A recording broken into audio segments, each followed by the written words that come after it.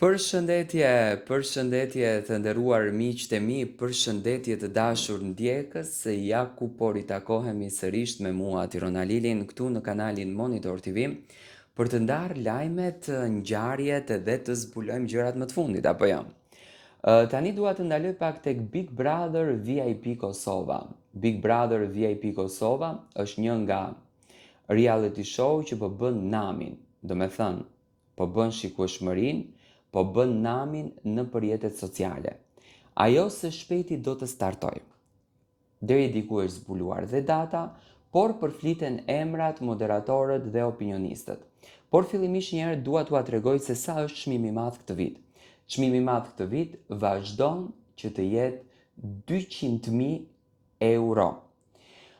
Po kush do t'jenë banorët e këtij kasti dhe kush do t'jenë moderatorët e këtij kasti? Nga data 2 tetor e sipër, do me thënë deri në datën 15 tetor, këto janë datat e mundshme kur zyrtarisht mund të filloj Big Brother VIP Kosova, do me thënë më herët se vitet e kaluara. Deri më tani janë zbuluar disa risi.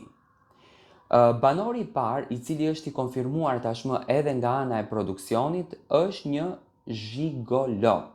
Do me thënë, e ka konfirmuar Alaudini, drejtor i këtij emisioni. Banori i dytë, që përflitet në zërat brenda Big Brotherit, brenda produksionit, është një banor adoleshent. Tani, ma të bëni kombinimin, një banor adoleshent dhe një zhigolo, çfarë mund të bëjnë aty brenda? Më pas përflitet, do me thënë këto janë dy banorët për të cilët janë të konfirmuar nga ana e produksionit. Më pas përflitet që moderator nuk do t'jetë Alaudin Hamiti, siç ka qenë viteve të kaluar, por do t'jetë Florian Binaj dhe Jehona Bajrami.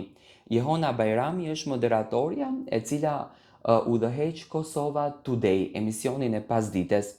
Do të ishte një ndryshim shumë interesant në fakt, nëse Flori do të ishte pjesë e moderimit, e di që do ta qante fare, do të shkëlqente, por gjithsesi do të shohim gjatë kohës në vazhdim. Do me thënë, te moderatorët nuk është e konfirmuar, është si zë. Më pas, për opinionist, nga shkëlqimi që ka patur vitin e kaluar, përflitet të jetë Valdrin Sahiti, do me thënë si opinionist i këtij formati këtë vit, dhe Adelina Ismaili. Besoj që është një përzgjedhje shumë e duhur, një përzgjedhje shumë ideale. Valdrini dhe Adelina do t'jenë të shkëlqyer në rolin e opinionistit. Valdrini ka shkëlqyer në fakt sepse ka patur 3 herë ftesë të jetë pjesë e këtij kasti, sepse publiku e ka dashur, por edhe Adelina ka qenë ideale në këndin e juris, ku ka qenë e ftuar, do me thënë, tek Albania Got Talent, që ka qenë fantastike, po mendoj dhe në Big Brother do t'jetë ideale.